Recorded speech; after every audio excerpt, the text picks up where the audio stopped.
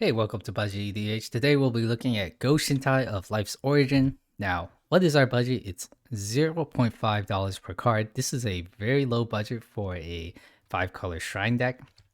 And the theme is shrines. Well, not really, actually. You're going to find out very quickly that we're actually more of a saga deck. And then we have some enchantment synergy. We have some good stuff deck. Basically, we're a control deck, more or less. We're going to be abusing the first ability, which is Wooburg, tap, return target enchantment card from your graveyard to the hand or to the battlefield. So battlefield, way better than hand. Go-Shintai of Life's Origin is going to be our reanimation enchantment commander. Its second ability, which is triggers whenever itself or another non-token shrine enters, it's going to create a 1/1 colorless shrine. That card kind of doesn't matter. It just kind of, chump block with it. I don't really care. It's really worthless. The first ability is what most of our deck is built around, especially since all the really good shrines cost more than 50 cents. Speaking of really good shrines, this is going to be our Saga package. Most Sagas really suck, but Binding of the Old Gods, Elspeth Conquers Death, these are just spells that basically kill any target that's really dangerous. Elspeth will also reanimate a creature or a planeswalker. We don't have any, I think, planeswalkers. Elspeth's Nightmare, the Eldest Reborn, again, more removal and Waking of the Trolls. Kind of a funny card, but hopefully you destroy your opponent's land and then you put target land from a graveyard, which is the land you just destroyed, onto the battlefield under your control. It enters untapped, and then you're going to create some trolls, wake them up. Ideally, with these sagas, you just let them tick down all the way, and then you reanimate the saga with Go-Shintai, and then it's going to start all over again. I know this is a pretty repetitive strategy and is incredibly mana intensive, so that's why we're going into the ramp. Midnight Clock, again, great ramp spell at 4 blue mana, especially fits in our budget of 50 cents. Prismatic Geoscope, this is a very unusual card, but it's going to tap for Wooburg. Ideally, you need to get Domain 5, and then it's going to tap for Wooburg. It actually doesn't tap exactly for Wooburg, it just taps for any combination of colors to your mana pool, where X is the number of basic lands. So even if you're missing a swamp, you can add 4 black mana with Domain 4. Next, we have our typical mana rocks in the form of creatures, Arbor Elf and Avacyn's Pilgrim. Arbor Elf, very powerful because it's going to untap our forests that are enchanted. Coiling Oracle ideally hits a land on top, but sometimes it just doesn't. Finoran Health and Llanowar Elves are the same creature, basically. Kior's Follower this time is actually going to untap permanents, so you can untap that busted domain artifact. You can untap lands that have been enchanted. You can even untap Go-Shintai so you could double dip on his ability, but most likely you're just going to be untapping lands and maybe the domain artifact. Next, we have Springbloom Druid. It's going to harrow you, basically get you 2 lands, help you get to Domain 5. Voyaging Satyr is going to untap just lands and only lands, but hopefully they've been enchanted or tapped for 2 mana. Next, we have Explore, Ranger's Path, and Nisa's Pilgrimage. We're going to see with Ranger's Path, we have some dual lands that have forests, and I know Dominaria just spoiled some forests that have dual lands, so ideally you get Forest Island and Forest Swamp. Those are the 2 best lands. Next, we have one of our few Sanctum of Fruitful Harvest.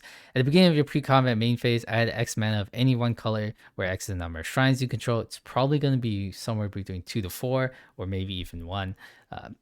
It's pretty efficient. Next, we have Fertile Ground, Weirding Wood, and Wild Growth. These all do basically the same thing. Enchant a land, and then if you untap that land, it's kind of your double dipping on the mana ramp value. Growth Spiral, Harrow, and Rolling Regrowth. These are all within our budget, thankfully. These are also instant speed, excellent ramp spells.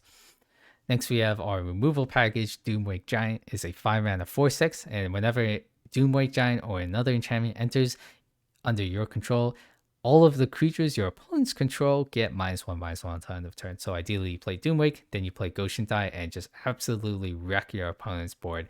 They're going to get -2/-2, and you're going to get -0, assuming you do this over 2 turns.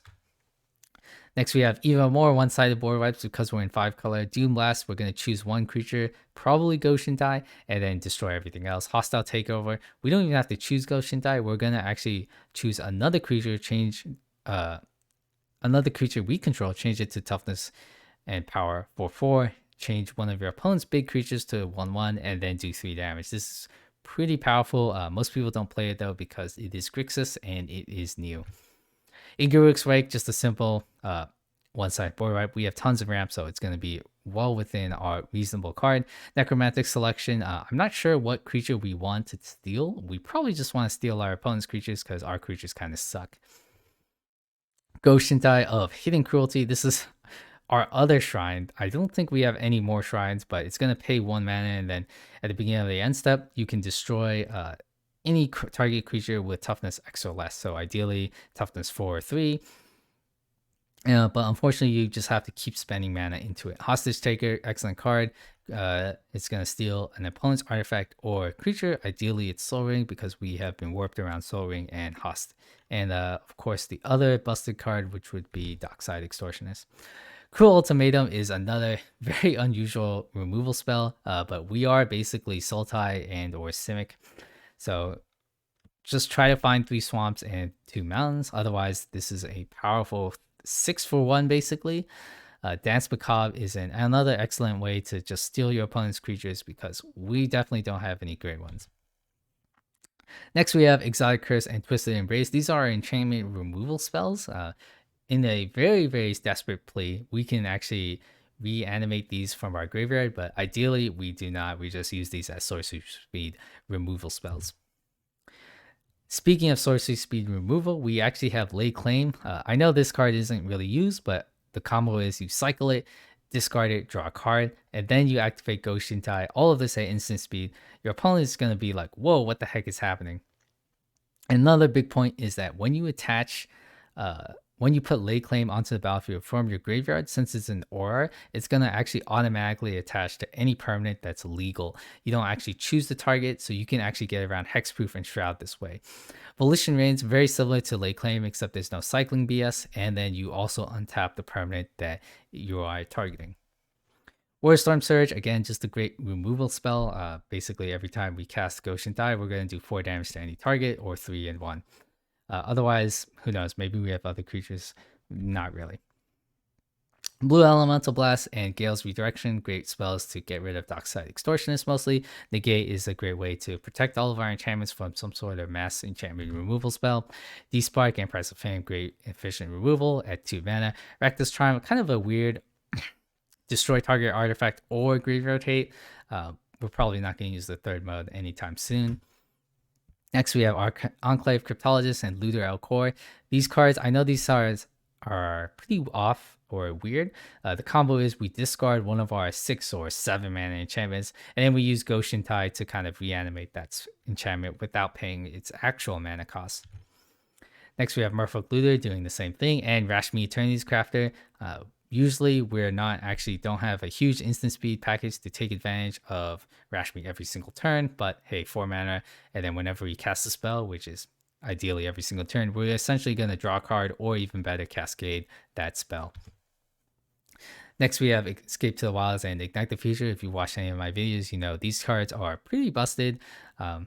Yeah, make sure you play them. Escape to the Wilds basically costs 4 mana and then draws you 5 cards. Ignite the Future is just a classic 4 mana draw 3. Inspired Ultimatum really asks you the question, is a 6-for-1 good? I'm going to go with yes, and it gains you a little bit of life. Notion Rain, 3 mana draw 2. I know that doesn't sound great, but you get to surveil 2. Ideally, you're surveilling away enchantments that you're going to reanimate later. Future Sight, just a very efficient 5 mana and powerful card draw enchantment. Again, going with our enchantment theme. Thirst for Knowledge discards enchantments. Factor Fiction, ideally you put the 2 pile into the graveyard, and that 2 pile has some powerful enchantments that you can instant speed reanimate and really get your opponent. Next, we have Itali Primal Storm.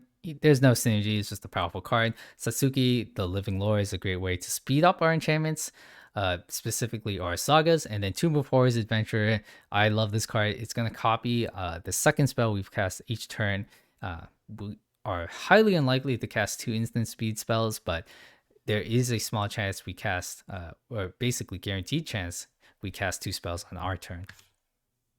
Next, we have our super expensive enchantments. Ideally, you discard these or mill it somehow, and then you just reanimate them. They cost 7 and 8, but they will very quickly take over the game if they're just left around. Next, we have our forest package. I know with Dominaria, we have new forest package, so make sure you get all of those. And we are also a domain deck, so you really want to get as many of these lands as possible. Otherwise, I'm skipping the rest of the lands. You'll find them in the link below. Thanks.